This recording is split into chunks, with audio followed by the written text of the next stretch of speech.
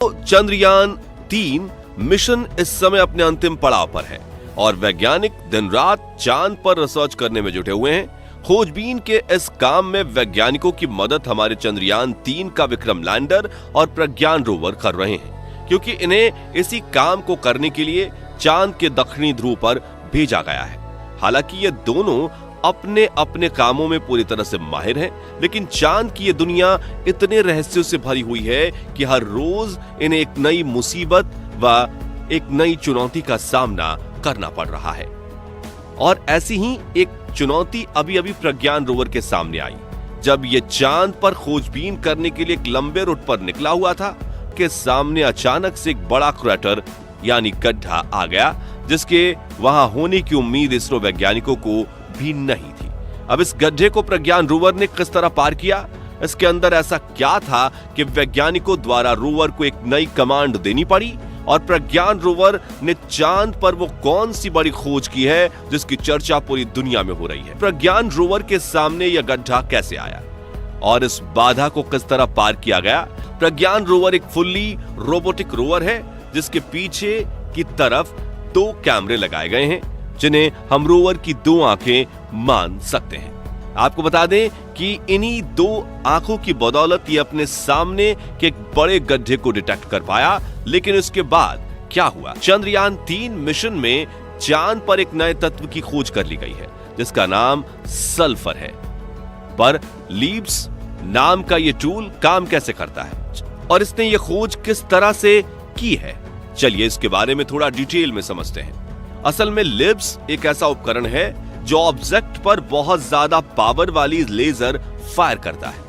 इस लेजर की वजह से वो ऑब्जेक्ट गर्म होकर चमकने लगता है और उसकी चमक से फिर यह अंदाजा लगाया जाता है कि उसमें कौन कौन से एलिमेंट्स शामिल हैं। इसी तरह लिब्स की मदद से जब चांद पर मौजूद एक पत्थर के ऊपर यह लेजर फायर किया गया तो पता चला कि इसमें सल्फर तत्व मौजूद है। और सिर्फ सल्फर ही नहीं, बल्कि लिब्स की हेल्प से चांद पर एल्यूमिनियम, कैल्शियम और आयरन जैसे कई सारे तत्वों की खोज कर ली गई है। और फिलहाल यह उपकरण यहां हाइड्रोजन ढूंढने का काम कर रहा है। चांद पर रिसर्च का काम यह अकेले प्रज्ञान रोवर के जिम्मे नहीं है, बल्कि विक्रम लैंडर भी इसमें बहुत अहम रोल प्ले कर रहा है। दरअसल इसरो ने यह जानकारी हमारे साथ ट्वीट करके साझा की है कि प्रज्ञान रोवर के सामने एक बड़ा क्रैटर यानी गड्ढा आ गया है। इस गड्ढे का व्यास 4 मीटर है और इसकी गहराई को लेकर कुछ नहीं कहा जा सकता, क्योंकि इसके अंदर घोर अंधेरा छाया हुआ है।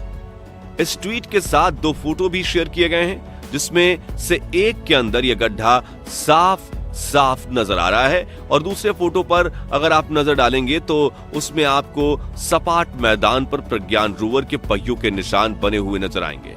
इसका मतलब यह है कि वैज्ञानिकों ने समय रहते ही कमांड देकर प्रज्ञान रोवर का रूट चेंज कर दिया और अब वो इस गड्ढे को पीछे छोड़कर एक नए रास्ते पर आगे बढ़ चुका है। आपको बता दें कि इस गड्ढे के बीच में आने से चंद्रयान 3 मिशन के उद्देश्य पर कोई भी फर्क नहीं पड़ेगा, क्योंकि वैज्ञानिकों का काम चांद के इस हिस्से को जितना ज्यादा हो सके एक्सप्लोर करना है, फिर ये चाहे किसी भी दिशा में क्यों ना हो। वैसे आपकी जानकारी के लिए बता दें कि इससे पहले भी प्रज्ञान रोवर के सामने एक गड्ढा आया था, लेकिन उसका साइज सिर्फ 100 मिलीमीटर था। इसके चलते प्रज्ञान रोवर ने उसे आसानी से पार कर लिया। साथ ही उस मिशन को पूरा करने में अभी 7 दिन का समय और बाकी है और इन 7 दिनों में प्रज्ञान रोवर का सामना और किन किन मुश्किलों से होगा, ये देखने वाली बात होगी।